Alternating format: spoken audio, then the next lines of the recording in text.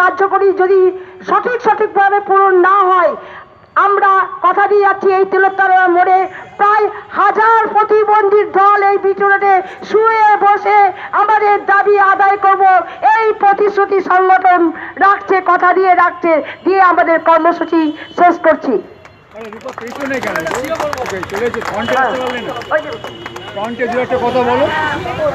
হয়ে গেল তো, গলা ব্যথা গেছে।